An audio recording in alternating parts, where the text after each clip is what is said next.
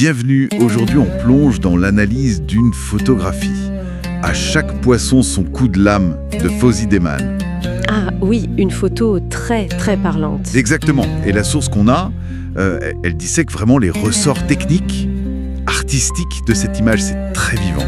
L'idée c'est de saisir ce qui la rend si prenante, n'est-ce pas? Son ambiance, ce qu'elle raconte. C'est ça, allez, on y va. D'emblée, la photo nous installe dans l'effervescence d'un marché couvert. Oui, on y est tout de suite. Et juste devant nous, au premier plan, on a cet homme en tablier. Il est très affairé. Il prépare du poisson frais, c'est ça? Sur une table de découpe? Oui, voilà. Il y a des poissons qui attendent, d'autres sont déjà nettoyés, prêts. Et cette cagette rouge à droite, elle est pleine de poissons argentés, un point de couleur fort. Très fort, oui. Et la table elle-même, elle raconte l'activité. De l'eau, des écailles partout, des restes de poissons. C'est brut. Le réel du métier. Et derrière lui, l'arrière-plan. Alors c'est plus flou, mais on sent bien l'agitation du marché. D'autres stands, des silhouettes de clients qui passent. Le contexte est là. Et la composition, justement, parlons-en. Le premier plan, très net, très détaillé, le poissonnet, la table, ça occupe bien le tiers inférieur, ça ancre l'image.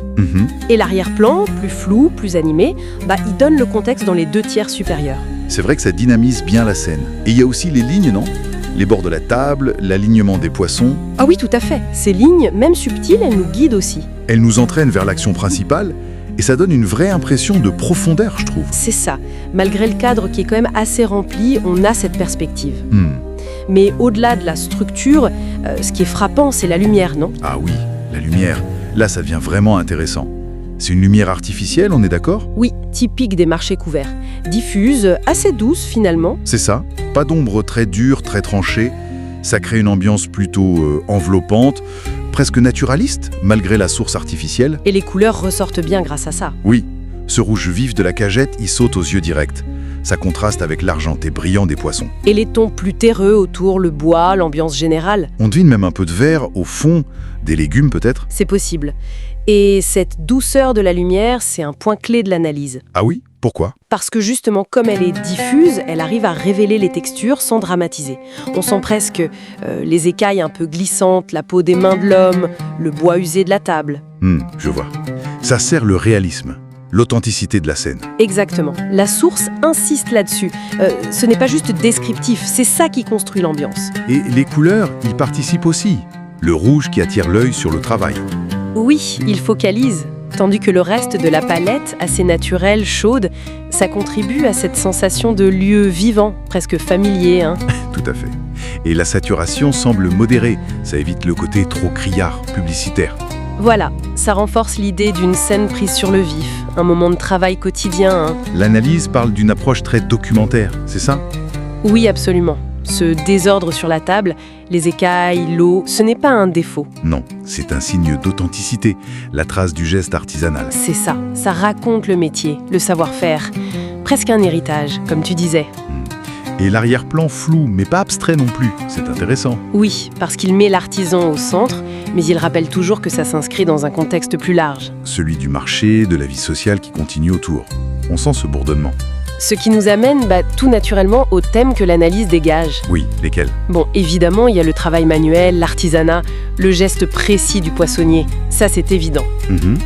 Mais il y a aussi toute la dimension sociale du marché. C'est un lieu d'échange, de vie collective. La tradition aussi, j'imagine, commerciale, culinaire. Elle est là, palpable. Et puis l'authenticité, cette recherche d'une vérité sans artifice. Et en filigrane, l'économie locale, le commerce de proximité. Oui, l'analyse suggère même qu'il y a une interrogation subtile sur la place de ces traditions aujourd'hui. Ah, intéressant.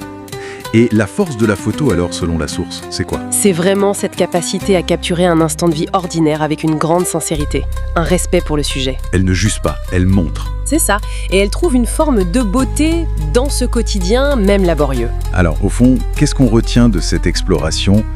Cette photo, à chaque poisson son coup de lame, elle réussit par ses choix techniques, composition, lumière, couleur, à nous immerger complètement. Oui, dans l'atmosphère unique d'un marché. Elle célèbre à la fois le geste artisanal et la richesse humaine du lieu, une tranche de vie authentique, capturée avec sensibilité. Tout à fait. Et pour aller un peu plus loin peut-être, en s'appuyant sur ce que dit l'analyse. Oui. On pourrait se demander, ces images du travail manuel, des marchés traditionnels, au-delà de leur valeur esthétique ou documentaire, comment est-ce qu'elles façonnent notre regard sur l'alimentation, sur les savoir-faire locaux ? À une époque de standardisation massive. Voilà.